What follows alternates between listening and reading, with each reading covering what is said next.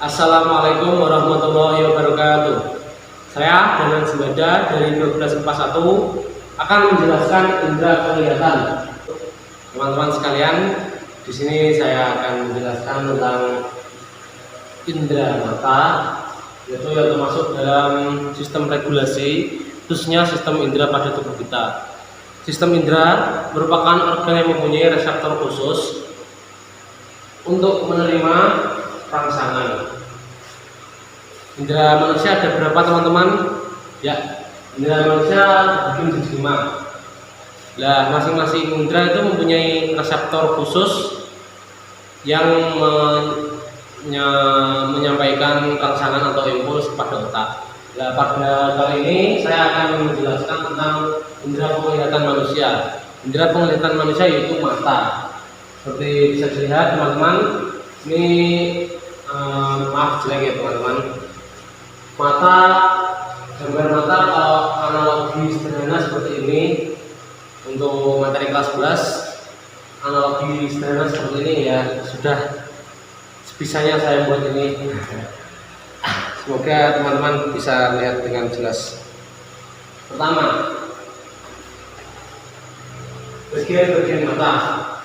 Bagian-bagian mata dalam manusia itu ada beberapa lapis. Khususnya ada 3 lapis di sini, 3 lapis.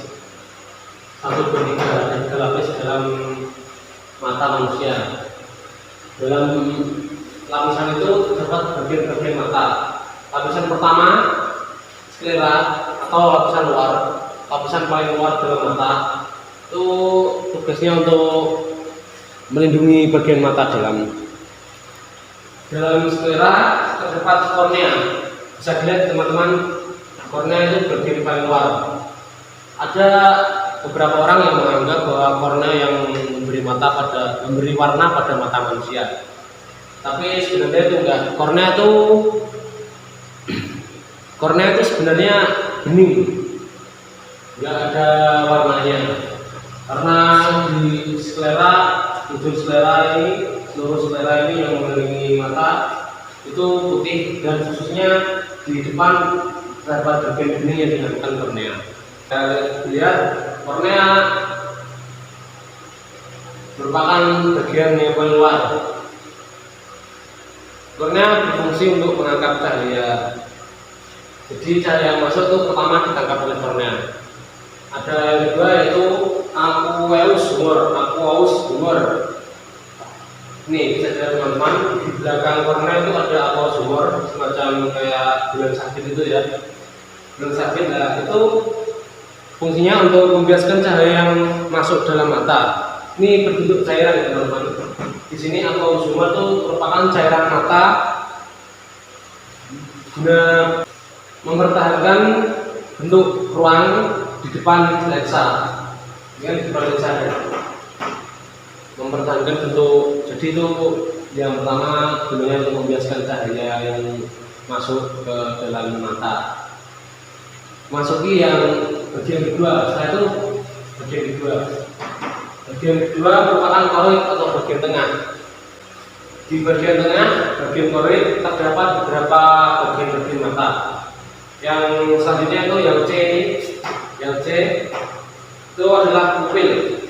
Pupil merupakan lubang antara iris. Jadi ini iris. Nah, D, iris itu D seperti D ini, seperti otot-otot yang bisa mengatur besar kecilnya pupil. Jadi iris itu pupil merupakan celah yang dibuat oleh iris. Jadi iris itu bekerja dengan pupil.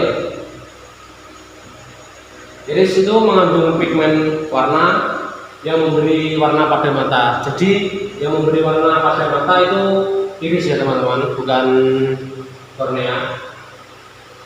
Iris juga bermanfaat untuk memusatkan cahaya yang masuk ke dalam mata. Jadi jika cahayanya terang, iris akan berkontraksi untuk mengecilkan pupil sehingga cahaya yang masuk itu sedikit. Bisa dibayangkan kan teman-teman, jika teman-teman di center temanen itu kan di center pakai lampu gitu kan, kalau ini kan pupil akan mengecil. Nah itu kan pupil mengecil akibat iris yang berkontraksi untuk mengecilkan pupil. Nah sebaliknya kalau cahaya redup, iris akan berrelaksasi untuk melebarkan pupil sehingga pupil bisa menyerap lebih banyak cahaya, karena dalam kondisi gelap cahaya lebih sedikit. Agar cahaya yang masuk dalam mata cukup, makanya itu iris berrelaksasi untuk membuka pupil. Ya itu jadi definisi pupil adalah lubang antara iris. Yang oke, sekarang teman-teman, yang E merupakan lensa. Lensa itu seperti teman-teman ketahui, lensa manusia itu seperti kamera. Kamera itu kan terinspirasi dari mata manusia. Dalam lensa itu gunanya untuk mengatur cahaya agar tepat jatuh di dalam bintik kuning, di bagian bintik kuning atau bagian fovea, teman-teman. Ini mengarahkan cahaya agar bisa tepat jatuh di bagian ini. Selanjutnya yaitu adalah bagian dalam koroid, yaitu pembuluh darah. Ini pembuluh darah, bisa dilihat teman-teman. Pembuluh darah ini banyak sekali yang mengelilingi mata. Pembuluh darah ini bertempat di koroid ya, bagian tengah. Nah itu fungsinya untuk memberi nutrisi kepada mata agar tetap bisa bekerja. Memasuki bagian yang ketiga, bagian paling dalam mata, yaitu retina. Retina atau bagian dalam itu ada beberapa bagian lagi. Masuk yang ke G, teman-teman. G ini, G.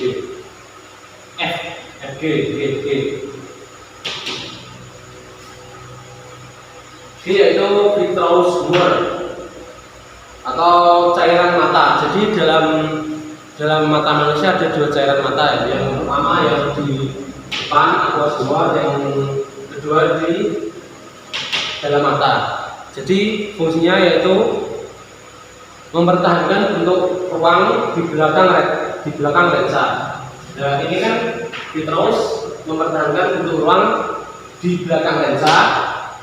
Kalau aqueous humor mempertahankan ruang di depan lensa. Jadi itu isinya 98% air. Jadi itu untuk mengisi mata. Jadi isinya mata itu atau vitreous humor tadi isinya 98% air. Lanjut, kita setelah G, H, ini ada cekungan teman-teman. Kalau bisa dilihat, nanti kalau tidak lihat ada zoom sedikit, semoga dilihat. Yaitu bintik kuning atau fovea. Fovea termasuk itu adalah tempat jatuhnya cahaya. Dan lanjut, I merupakan bintik buta atau bahasa Inggrisnya blind spot. Bintik buta merupakan area yang tidak memiliki fotoreseptor sehingga lemah terhadap rangsangan cahaya. Masuk dalam mekanisme melihat. Jadi pertama-tama cahaya itu ada dua, cahaya yang dari langsung sumber cahaya dan pantulan cahaya. Misal contoh cahaya yang dari sumber cahaya adalah matahari, contohnya matahari, dan benda yang memantulkan cahaya seperti yang kita lihat. Jadi itu konsepnya, benda-benda yang kita lihat itu hanya memantulkan cahaya. Cahaya masuk melewati kornea. Kornea kan tadi fungsinya untuk menangkap cahaya dari luar kan.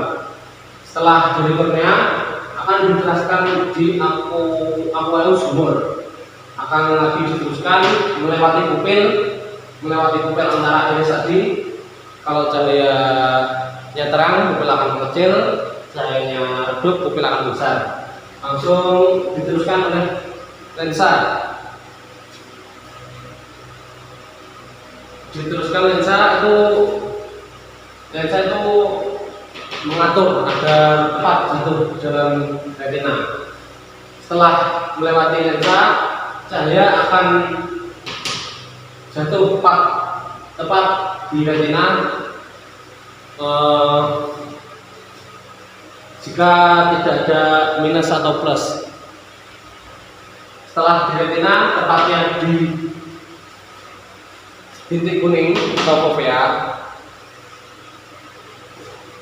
itu akan diteruskan ke saraf optik. Saraf optik itu di sini.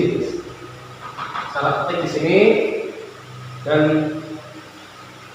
impulsnya rasanya akan diteruskan ke otak. Di otak itu diterjemahkan dan mendapatkan hasil apa yang kita lihat. Selanjutnya kita bahas sel fotoreseptor dalam mata. Jadi dalam mata ada beberapa sel, yaitu 2 sel batang dan sel kerucut. Masing-masing ini berada dalam retina.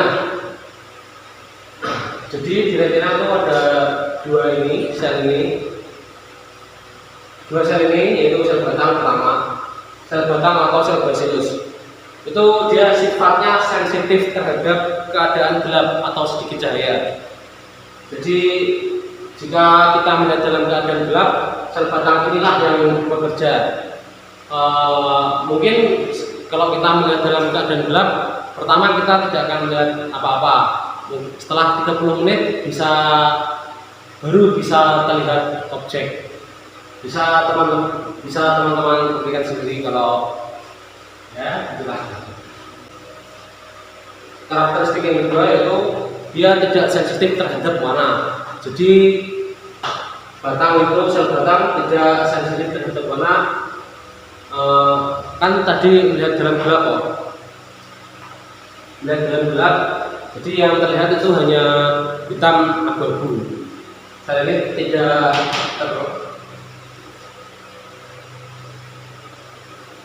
tidak sensitif terhadap warna. Ya. Terus sel batang itu hanya satu jenis. Dalam mata itu sel batang hanya satu jenis. Jadi ada banyak sel batang dalam mata dan itu hanya satu jenis.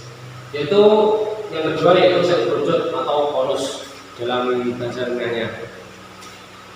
Berbeda dengan sel batang, sel kerucut itu sensitif terhadap cahaya terang, tempat terang, tempat gelap. Jadi di saat kita melihat di keadaan cukup cahaya, cukup terang, itu sel kerucutlah yang bekerja untuk menangkap gambar. Sel kerucut juga sensitif terhadap warna. Jadi kan sel batang tadi tidak sensitif, hanya hitam dan abu-abu. Nah, kalau sel kerucut itu sensitif terhadap warna.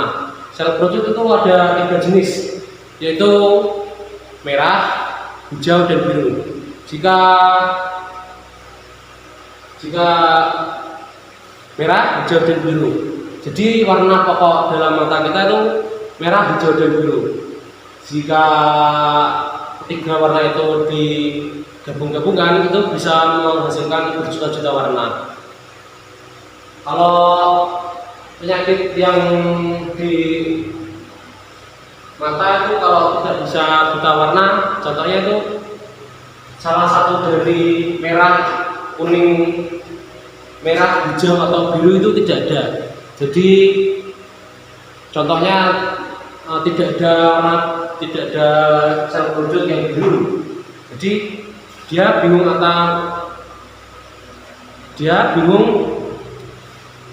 tidak bisa melihat biru. Jadi yang dilihat hanya hijau. Untuk penyakit dalam mata ada beberapa penyakit, yaitu 1 miopi atau minus, lensa minus, ditolong pada lensa minus, yaitu jika cahaya jatuh di depan retina. Jadi cahaya yang masuk itu tidak tepat jatuh pada bintik kuning atau fovea yang ada di dalam retina. Jadi jatuhnya itu di depan fovea. Yang kedua sebaliknya yaitu hipermetropi. itu plus, merupakan plus. Jadi sebaliknya dari miopi, cahaya itu jatuh di belakang retina. Miopi merupakan penyakit yang tidak bisa, atau bukan tidak bisa, tidak jelas melihat pandangan jauh. Sebaliknya pandangan dekat dia bisa lebih jelas. Sedangkan hipermetropi merupakan penyakit yang penderitanya tidak bisa melihat dalam jarak dekat, dan sebaliknya bisa melihat dalam jarak jauh. Penyakit lain yang dialami oleh mata itu bisa katarak.